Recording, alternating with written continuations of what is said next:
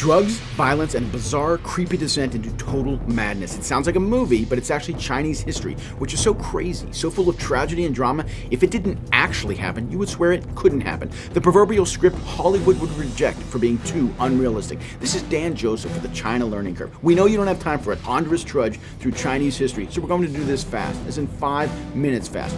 All the highlights about China that you really should know in 5 minutes. Let's begin. It all started a long time ago with an emperor, some clay soldiers, and a really big wall. Just kidding. We're fast, but 2,000 years in 5 minutes, nobody's that fast. So let's start with these guys. Tribes from the north who weren't actually Han Chinese conquered China, out with the Ming and in with the Qing. They were called Manchus, like the mustache, although they were more famous for their hair, which they forced Chinese men to wear as a sign of loyalty. Although the hair was new, the Qing kept most of the policies and traditions of the Ming, including this one: no foreigners allowed.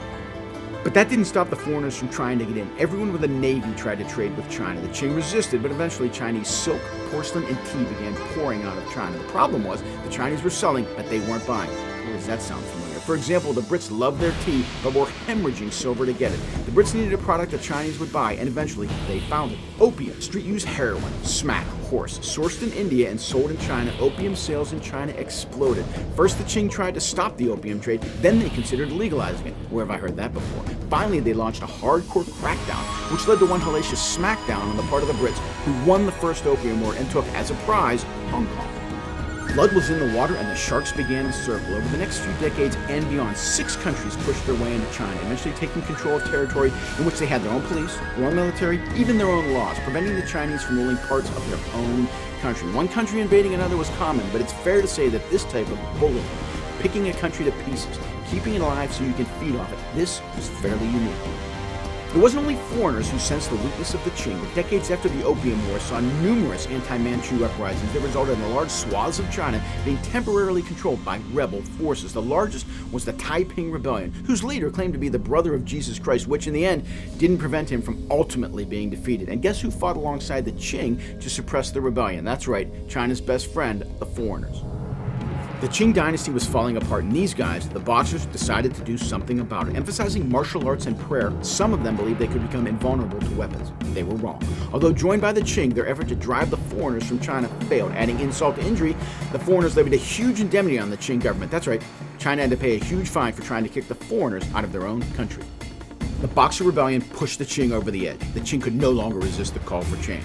One emperor died, the next one abdicated. A president and a parliament were selected. An opposition leader was assassinated, then the opposition was outlawed. The president declared himself to be emperor, military units mutinied, provinces declared independence. It was political chaos, and just like that, democracy in China was dead. With nothing to hold it together, China broke apart. Strongmen who could command a military and hold sway over a region took over. They were called warlords, and they seemed to be as progressive as the name suggests. The Nationalist Party was still nominally in charge, but its power was limited, and its attempt to unify the country never succeeded.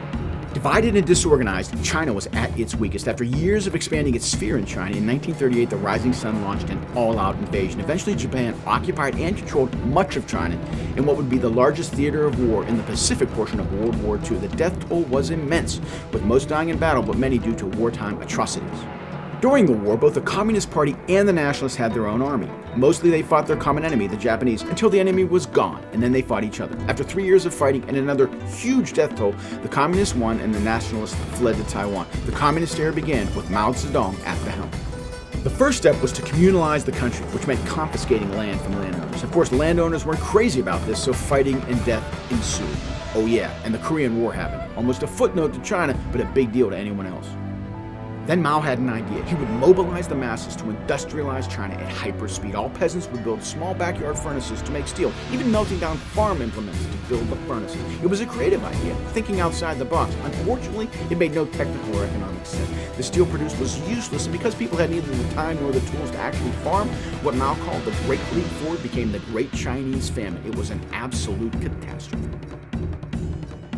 Mao's authority came under attack. To fight back, he decided that China must root out anyone disloyal to the spirit of communism. Instead of using the police or military, he would use a novel approach, turning the people against the people in a brutal and violent search for those disloyal to Mao Zedong thought. Struggle sessions, work camps, and persecution ruled the day. The aim was to remake society, and it wasn't long until society had spun out of control. It was complete anarchy, and the amount of suffering was tremendous.